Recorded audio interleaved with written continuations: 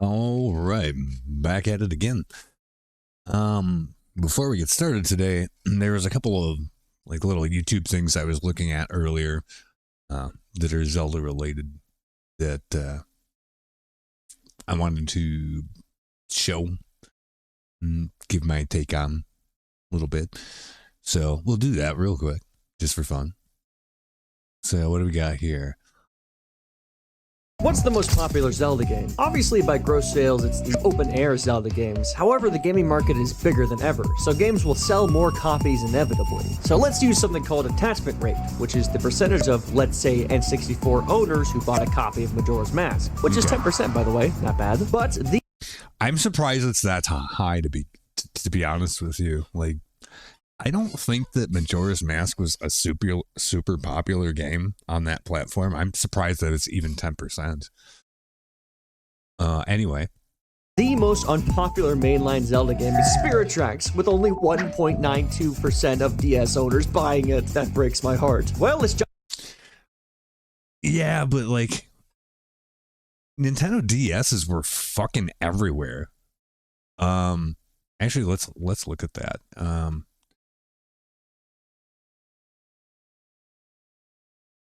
How many Nintendo DSs were sold? 154 million.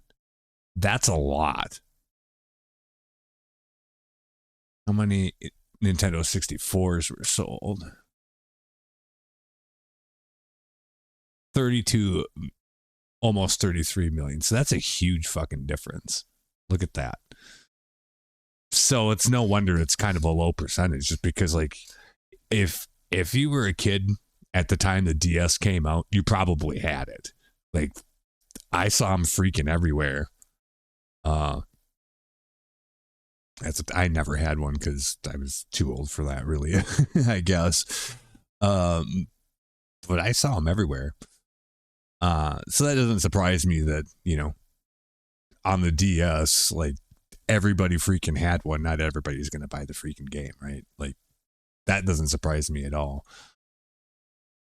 Jump to the top 5, where surprisingly the Oracle games come in with a 12.92% attachment rate. That's impressive, but only the combined sales are available, and if we don't count that, Zelda 1 takes its place with 10.52%. Number 4. 10% of people that own an NES had Zelda, the original. That's kind of surprising. I mean, there's a lot of NES consoles that were sold too. I wonder if this is just North America or if this is worldwide or what. Because it doesn't really say. Is Tears of the Kingdom at 14.62%. And number 3 is Wind Waker at 20.37%. 1 in 5 people that had a GameCube had Wind Waker. I'm actually not surprised by that, and I'll tell you why. The only reason I bought a GameCube was for Wind Waker. Like, literally, I think I had that game and the Metroid Prime games, but this was the first and only game that I had for quite a while for GameCube. And I feel like that's probably the case for a bunch of other people that had the GameCube too. Like, this game coming out was the reason they bought a GameCube. I don't think I'm alone in that. So for it to be 20%, actually isn't that surprising. I mean, for that matter, I bought a Nintendo 64 specifically for Ocarina of Time. Like, I don't think I would have bought a GameCube or a Nintendo 64 otherwise, because I already had a PlayStation 2 or a PlayStation. Proud of you, buddy. And of course, the top 2 comes down to Ocarina of Time and Breath of the Wild. Well, we'll just throw numbers on screen, and God, that's close. Ocarina barely nudges out Breath of the Wild. Wow. 23% of people that had a Nintendo 64 had Ocarina of Time. And I think that's kind of for the same reason. There's probably a lot of people that specifically bought a Nintendo 64 because of Ocarina of Time coming out. So, in a way, I don't think that's terribly surprising. It's kind of funny that none of the games for like the Wii U show up on here at all. I mean, Breath of the Wild originally came out on the Wii U, I guess, right? Is that right? Yeah, I think so. So, kinda. And, I mean, did the Wii have an exclusive Zelda game? Skyward Sword, I think.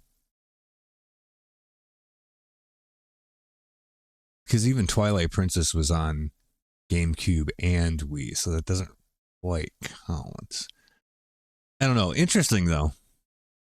Ocarina of Time is on top as far as attachment rate goes, which, yeah, that sounds about right to me. Interesting.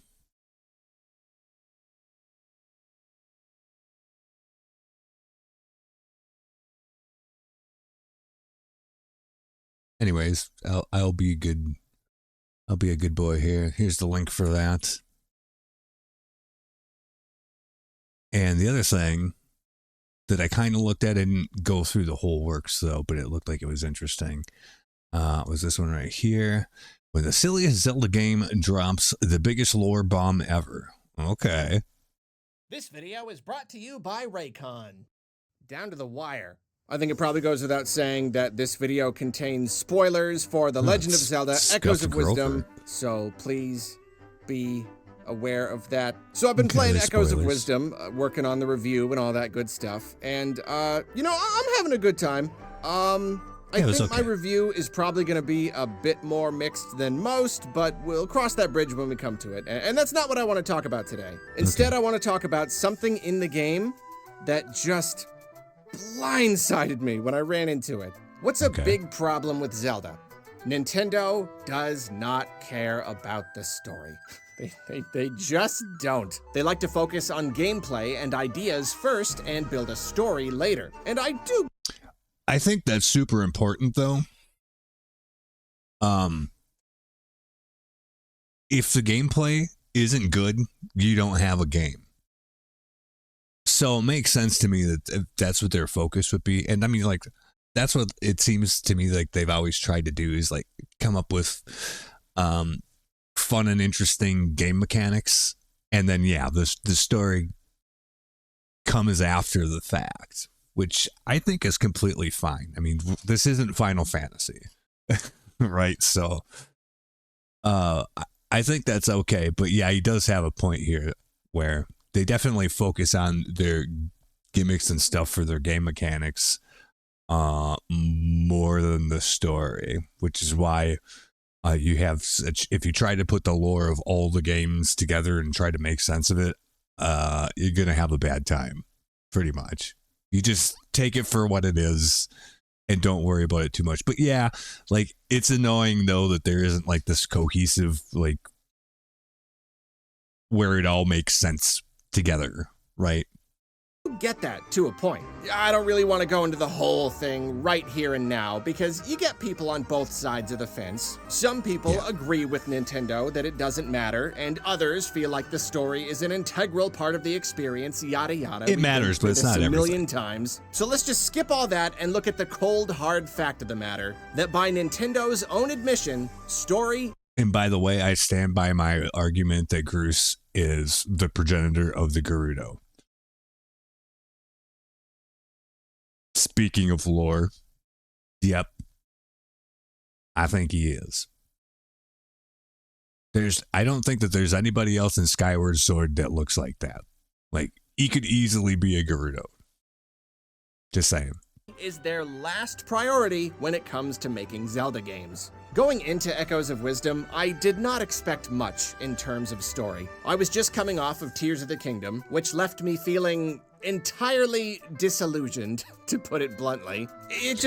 I get it. I totally get it. I thought it was fine. You just have to take the game for what it is and, you know, the story that it has.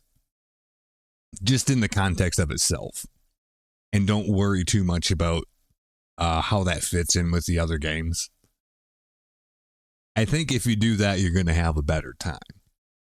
But I understand these are all supposed to be Zelda games. They should be happening like in the same universe, more or less, right? So you'd think you'd have some kind of continuity or whatever going on there. Which, yeah, you do notice that, but you just kind of have to, I don't know, have the suspension of disbelief and hope that you don't get pulled out of it too much. Like, I get it both ways. Like, I thought it was decent enough. But yeah, a little bit. Like, I don't think that I had as hard of a time with it maybe as this guy did. Finally hit me how completely they do not care about any of this and are entirely happy to simply tell the same story over and over again for eternity. And based on... Well, I mean, like, they kind of explain that in the lore, is that this is a thing that continues to happen over and over again in different iterations. So I don't actually have that big of a problem with it, but it kind of gets stale having it be effectively the same overall story. The details are different, of course, but it does end up being pretty much the same thing. You know, oops, something happened, big bads in the neighborhood, happens to be Ganondorf, Princess Zelda gets kidnapped or some shit, and then you go rescue her and the kingdom and kill the bad guy, and there you go. That's pretty much every Zelda game ever made. More or less. On marketing materials for Echoes of Wisdom, I didn't really anticipate that Zelda's first solo adventure would prove an exception, especially considering those dev diaries where they revealed that they really struggled with the story and came up with most of it in a brief boot camp last summer. I mean, Really? Let's go back to that. See if you can read that.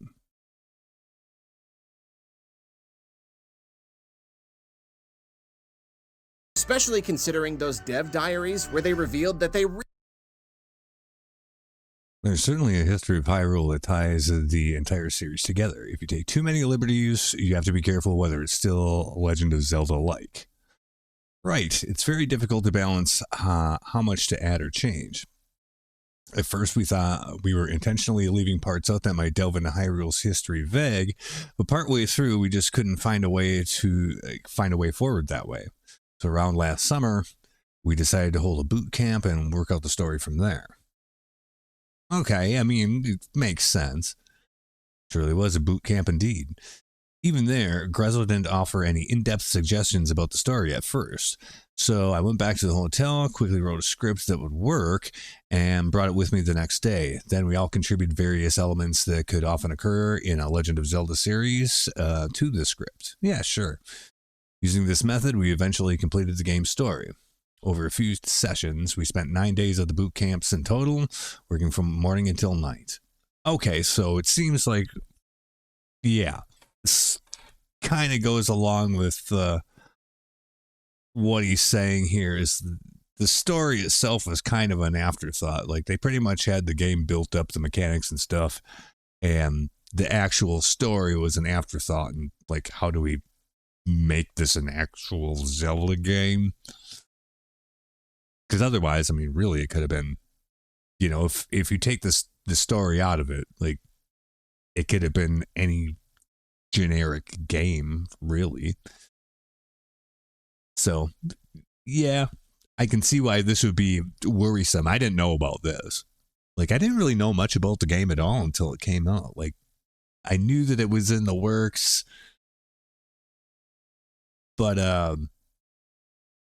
yeah, I really just didn't see a whole lot about it until pretty much it came out. really struggled with the story and came up with most of it in a brief boot camp last summer. I mean, on the surface, it really did just look like the same old story, only this time Link and Zelda's places were reversed. Everything looked bog standard Zelda to a T. Yep, it's the same exact thing, except Link gets imprisoned and Zelda's gonna save him. Otherwise, it's like literally the same thing, right? At least from the outset, that's what it looks like.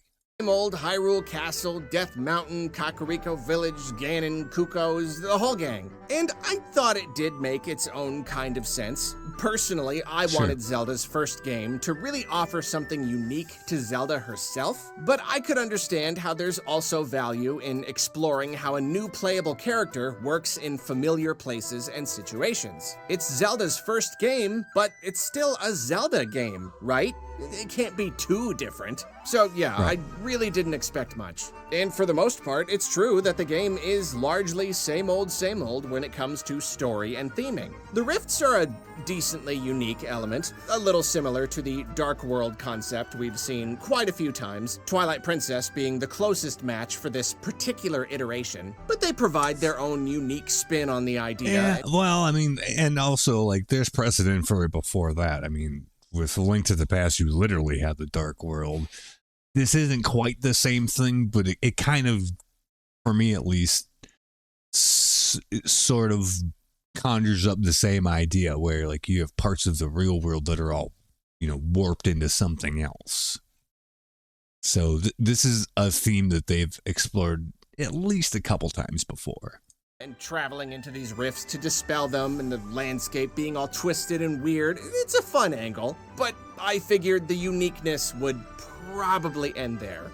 Before we continue, a quick reminder that this video was brought to you by Raycon. Their new model of the everyday earbuds sports so many new features, it's getting hard to cram them all into one ad read. But I'ma try. They still offer the sleekest, most comfortable design you could hope for, and they're weather-resistant and sweat-proof. They sound amazing, and along with multiple sound profiles to choose from, they now offer active noise cancellation and multi-point connectivity for connecting to multiple devices. Then 8 I would hours of actually battery, like something up to like this if it's 32 decent hours quality. using the charging case, and now you even get quick charging and wireless charging. So little charging time means a lot more time gazing contemplatively at the cloudy sky while listening to Boards of Canada. And look at this cool case. They got all these super slick protective cases. I'm a big space stan, so I got a cool space one, and I don't even have to take it off to use wireless charging. The everyday earbuds are still half the price of other premium brands, and if you hit the link in the description or head to buyraycon.com/Arlo, you can get 20 to 50% off site-wide. Thanks again to Raycon. Continuing is now allowed. Back to the video.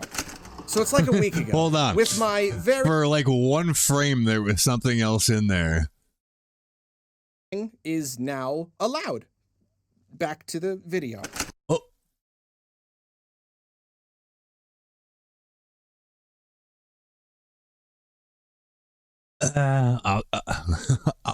I'll dig into that on my own time. I don't want to hold this up too much, but I didn't notice that. For like one frame, there's something else in there. Continuing is now allowed. Back to the video. Ah, damn it, I missed it. Anyways, I wonder what that says. All right, let's move on. So it's like a week ago. With my very low expectations firmly pressed into my pocket, I start the game. And of course, it immediately establishes Ganon as the main villain. Snoozer. Yeah. That's what Zelda you would finally expect. gets a chance to stick it to the pigman. I get it. I wonder what kind of rift rod he's gotten his hands on. Betcha $100 the game doesn't even explain where it came from. It's just kind of there all of a sudden. No way it actually fits into the lore. Not with Nintendo. Sheesh. And I'm going through the game, and like I said, it's all pretty standard. It's the places and concepts and I actually had quite a archetypes bit of we're fun all with this used game. to. And then I get to the end of this dungeon. And Tri is like, hey, this pig guy? I don't think he's real. I think he's an Echo. And then I'm like, oh, okay, weird. But then who's been making all these Echo? What is that? What the fuck is that? And all of a sudden,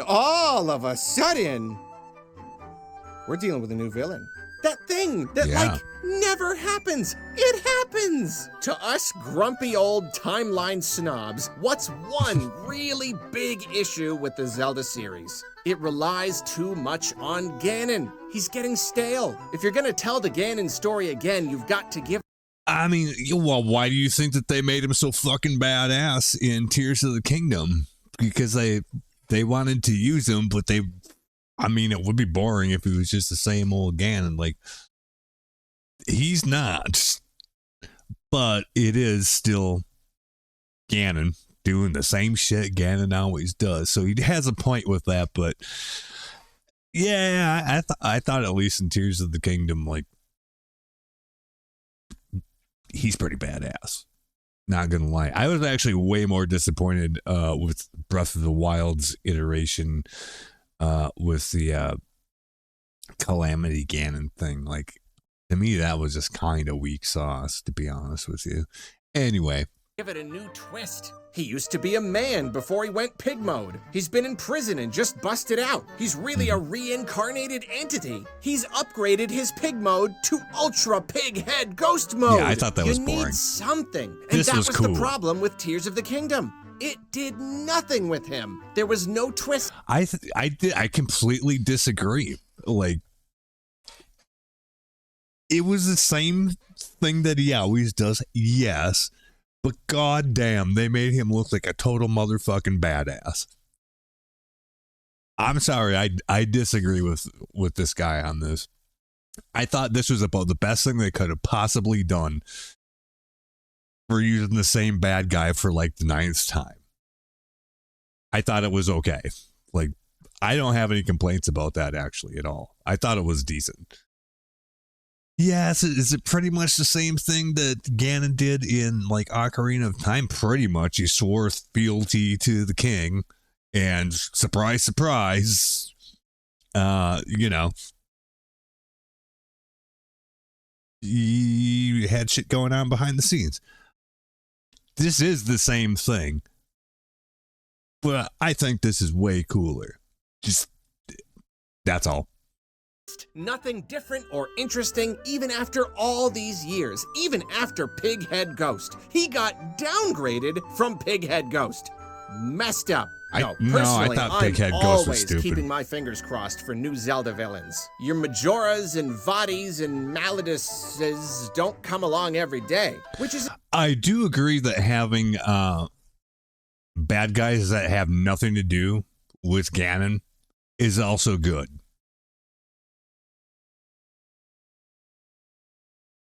Because you already know what basically is going on with Ganon. These different bad guys, you know, they're completely different characters that have their own motivations and stuff like that.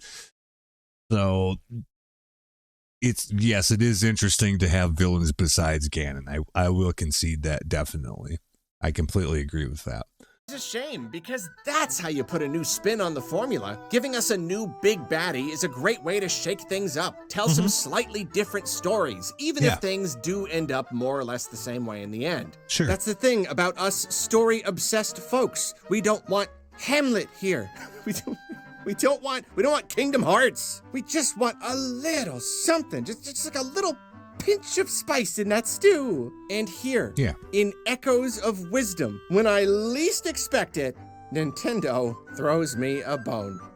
I don't know what this spooky space blob who clearly needs to learn the nail clipper echo is, but it sure don't look like no Ganon I ever seen. But that's only the beginning. I keep playing the game. I'm cleaning up rifts. I'm hoarding smoothie ingredients I literally never use. I'm coating the landscape in beds. And finally, I beat another dungeon, and one of the goddesses drops me. As a total aside, like, man, like, I have such mixed feelings about, like, any kind of crafting that goes on in Zelda games, which pretty much is just, you know, from Breath of the Wild on, I guess.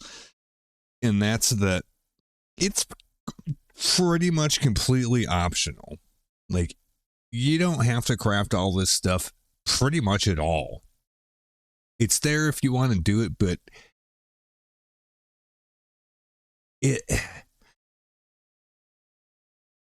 I'm conflicted on it because, like, you don't want to be forced into a system like that and have to do it, but at the same time completely, like, pretty much not having to do it. Like, that's a fine balance, I suppose, in design, is we don't want to force people to do this thing, but you want to offer incentives for doing it. Like in Breath of the Wild and Tears of the Kingdom, yeah, you get like the different buffs that give you certain resistances or attack power up given certain conditions, which I think is interesting and good, but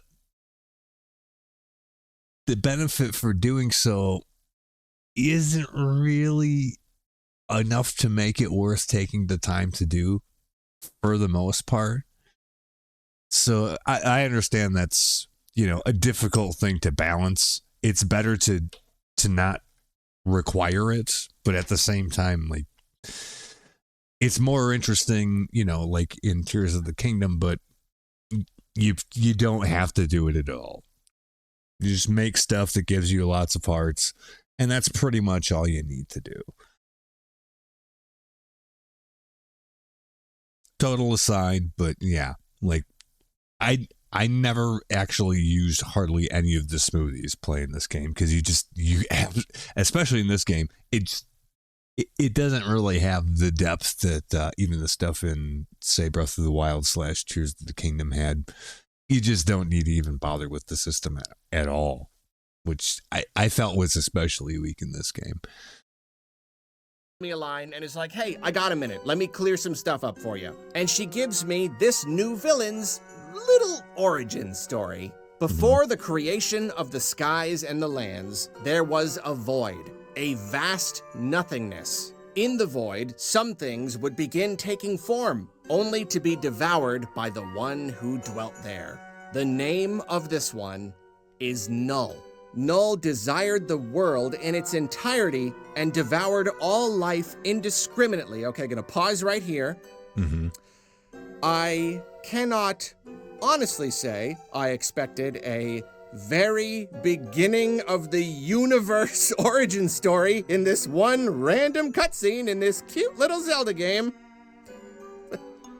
Wasn't on my bingo card today. It seems that apparently, before Hylia and the hero and Demise and the Triforce and even the creation of the land itself, there was an entity that devoured anything that took shape in the ether. And based on the words used, it seems that life itself sometimes took form and was immediately devoured. The world, as the story puts it, was trying to establish itself and was not allowed.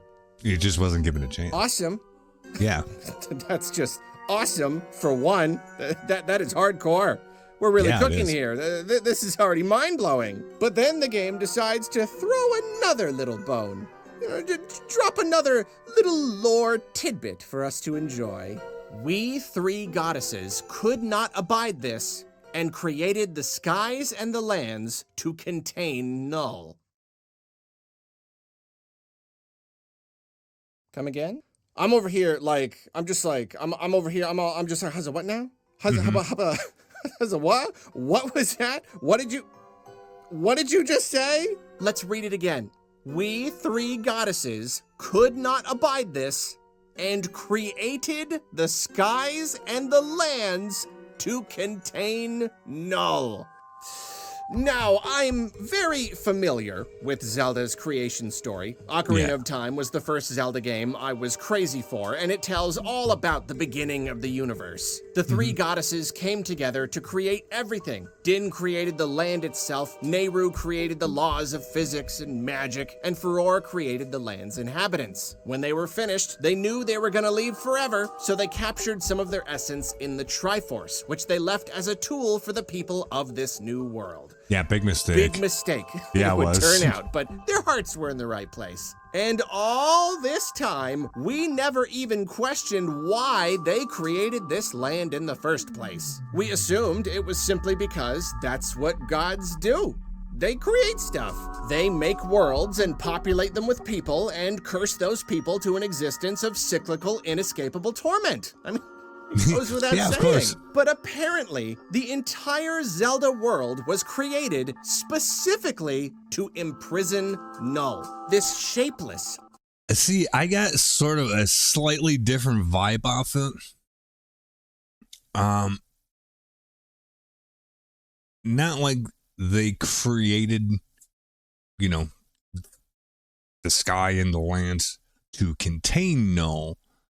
I felt like it was more like they created it to exclude him.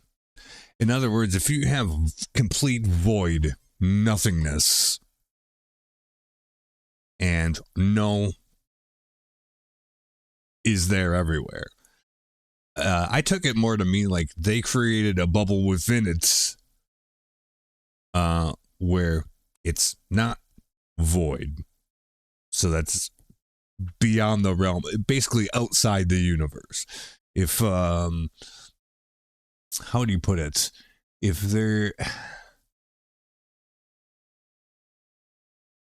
there's this nothingness, and sort of within this nothingness, something that isn't nothingness is created. And Null is part of the nothingness. So for all the proto-life and stuff that's trying to form out there in the ether, they just brought it all inside this bubble of not nothingness, which is outside the purview of Null. So it's not that they trapped him within it, it's that they created something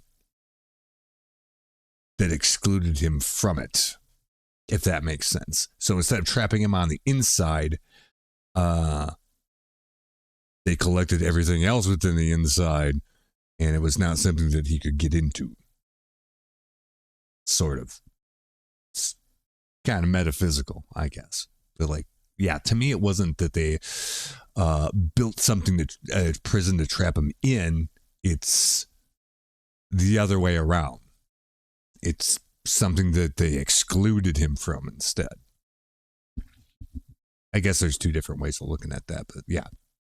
All-devouring entity, buried even deeper than any of the other demon kings hanging out, sealed away here and there, going back even further than Demise, basically evil itself, predating literally everything we know about this universe and its mythology, all of its fantastical struggles, its eternal clashes between good and evil, has been an even more dangerous and even more mindlessly destructive force. Something so vast and so animalistic in its goal that you can barely call it evil. It's more of a force, a It's just a universal primal constant, force, yes. which makes it infinitely scarier than someone who simply wants dominion, if you ask me. And everything in this universe stems from this initial conflict between Null and the goddesses. It was all created specifically to seal this thing away. Now, I'm sure they... Yeah, like to me, like Null is just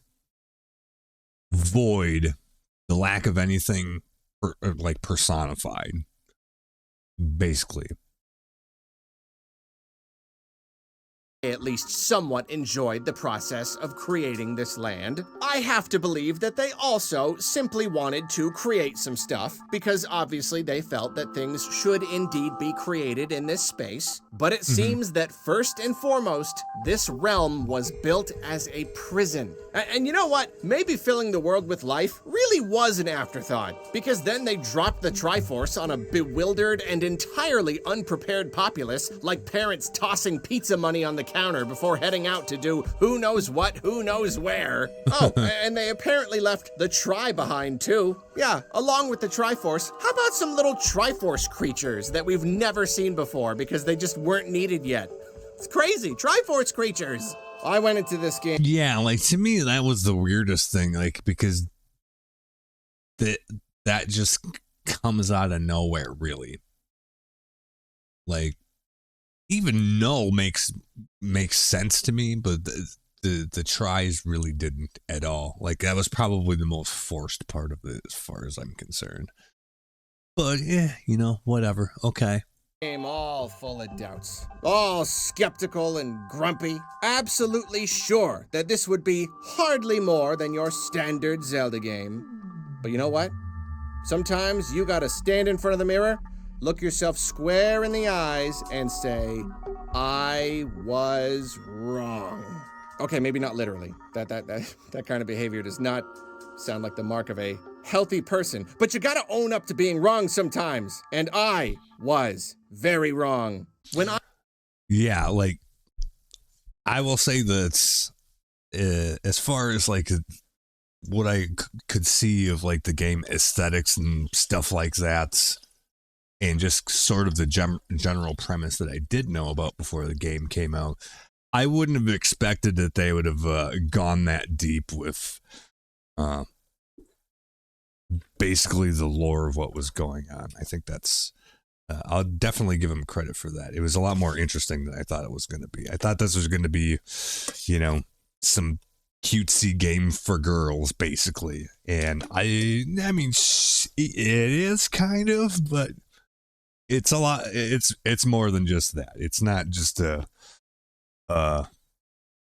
you know, cheap pandering to like a girly demographic. I don't think so at all. And that's kind of the mindset that I went into starting out with the game. But yeah, I don't think it really is at all. I mean, it's got elements of that, but not really though.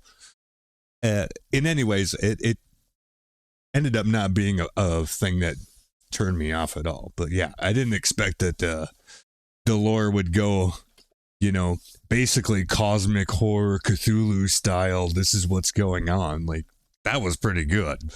It's pretty neat.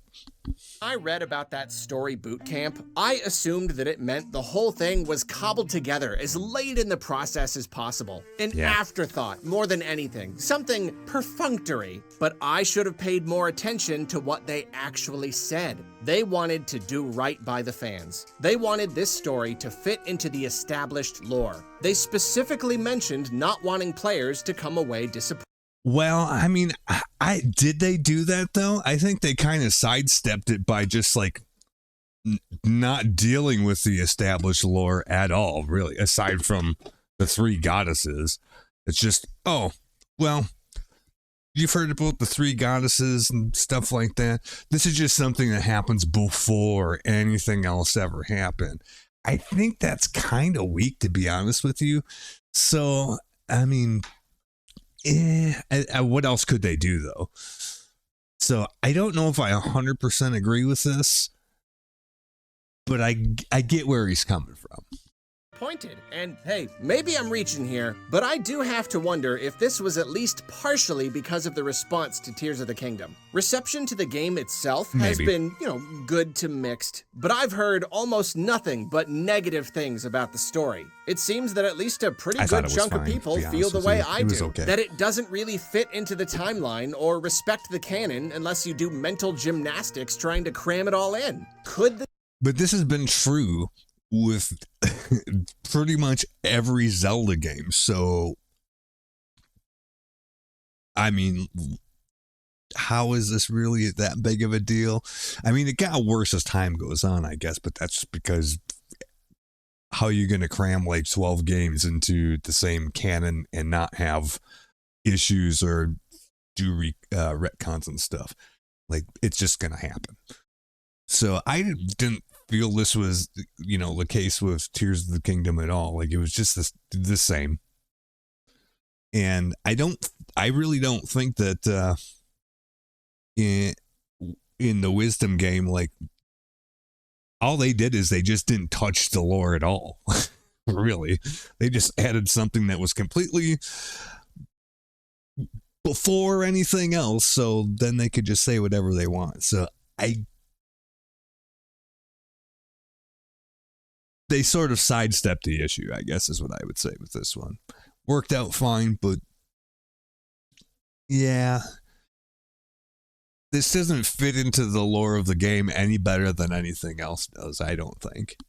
The Zelda team have seen that response and taken it to heart. I'm certainly not getting my hopes up that this marks some sort of big turning point, and that from now on, they're going to work a lot harder to please us timeline enthusiasts. You can't. It's impossible to do that. I do have to say, though, Story being the last priority will probably never change. Concepts come first, then they build the story around those concepts. They create lore as needed to serve the gameplay. It's still That's probably what the they better did way here. to do it. To And make a I good think game, to it's be honest. absolutely hilarious that they basically had to fumble their way backwards into pinning down a story detail this huge. They didn't set out to dramatically deepen the Zelda canon. No, They they didn't. simply decided that it was the best story they could come up with to support a game where Zelda jumps around on beds.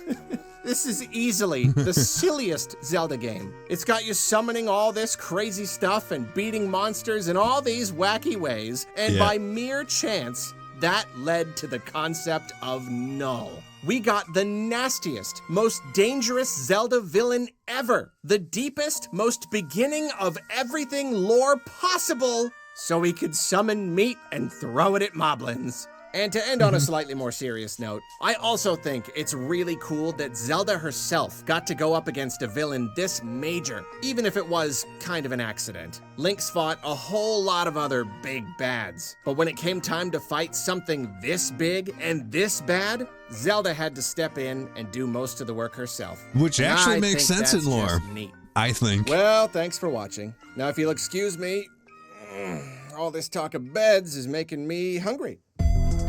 Hungry. Okay. Yeah, I think this was a good video. I don't necessarily agree with everything he had to say in there, but he does bring up some good points. Like, yeah, Nintendo is it's never been the focus for Zelda games of continuity outside of that game itself. That's been an afterthought. They may make nods to like the other games and things like that, but here's the thing: is like the story.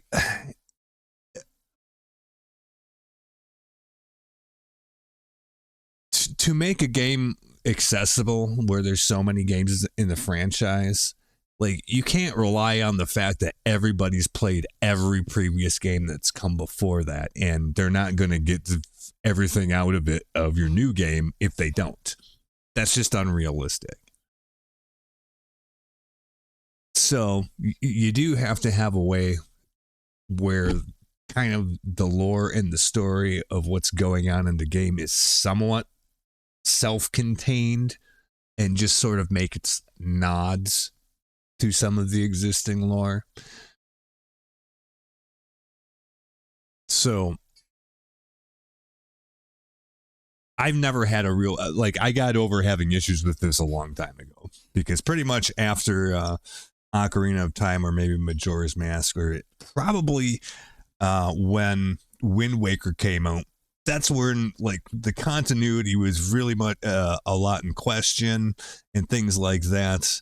And at that point, you just kind of have to shrug and go, okay, well, this is the adventure of Zelda this time. Like, you know, it's the Legend of Zelda, not the Wikipedia of facts of Zelda, right? So I get it. But yeah, like, in this one, I think they pretty much sidestepped most of it by just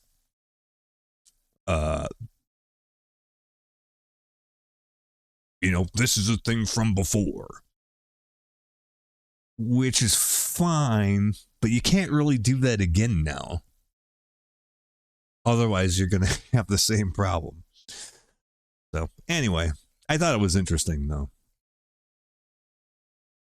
Yeah, because you could go down major rabbit holes about trying to work out the continuity and, you know, the downfall timeline and blah, blah, and this and that. And I mean, you can drive yourself as crazy about it as you want. And pretty much you're going to have to fill some of the gaps in with your own headcanon. And I think that's fine, actually.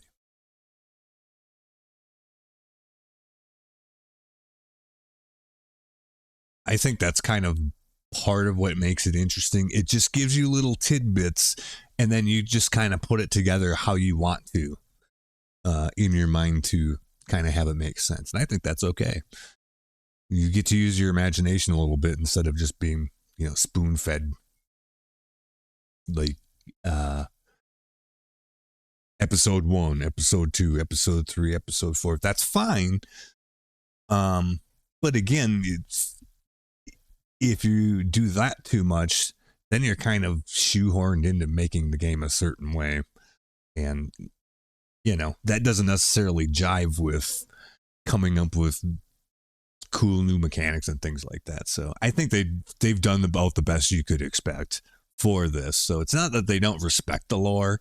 It's just that to them, making a fun game is more important than that. So, yeah.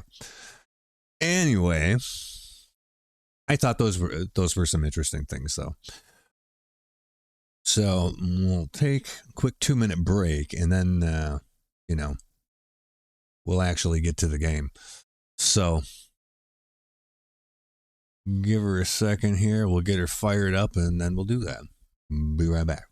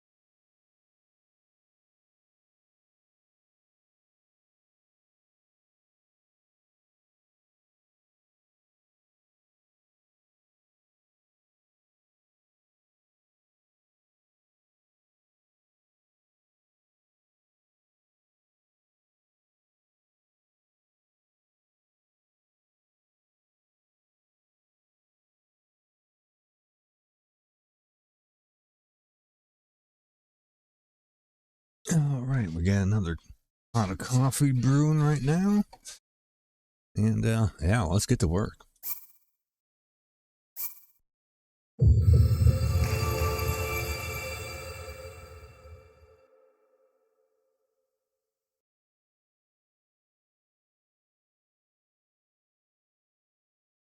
The last time we kind of finished up with doing some stuff at the castle, which is going to push our little mystery at Kakariko forward, hopefully. So, I guess, Octopura, you have to protect Hyrule no matter what. Princess Zelda wanted that. But the Demon King's power is a force to be reckoned with. So now we need to search for the 5th sage. Oh. Following up to the upheaval, I mobilized the Zonai survey team and investigated ruins connected to the Zonai. Oh, what the heck? Oh, what the heck? Got a crash? Really? Why? Alright, 1 second.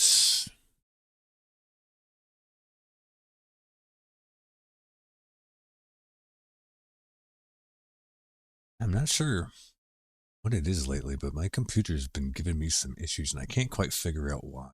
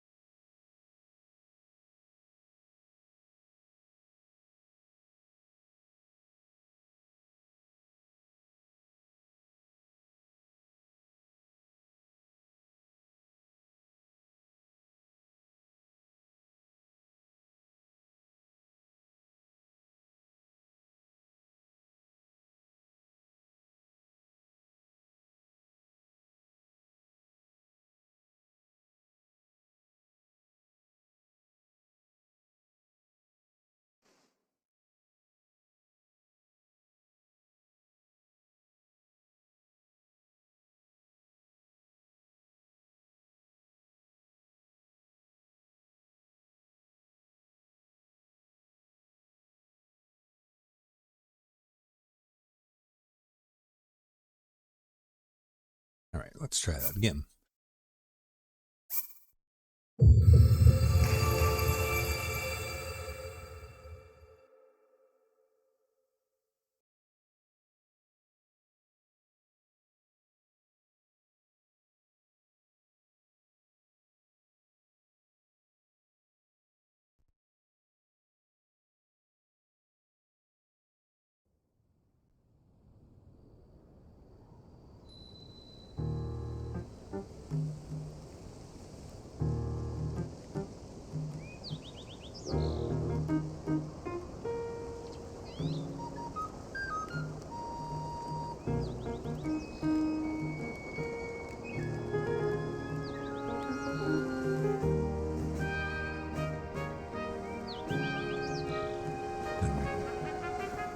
We'll see if letting the game settle for a minute before I actually start doing stuff inside.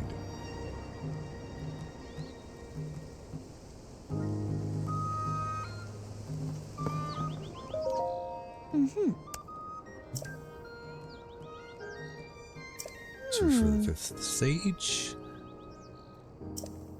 So far we found nothing about the fifth sage. There must be some clue hiding out that we haven't found yet. I can feel it. Fifth sage? So King Rauru and the 6 sages fought the Demon King in the imprisoning. Princess Zelda was one of those people, Sage of Time. There are 5 sages that we know of: Wind, Fire, Lightning, and Time. That leaves 1 more.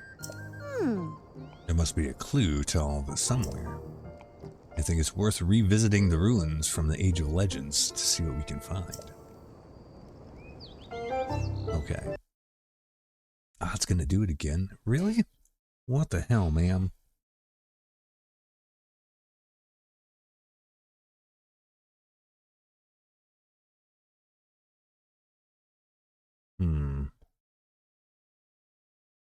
Alright, I'm gonna reboot real quick. I haven't done that in a little while. Sorry about that. I'll be right back.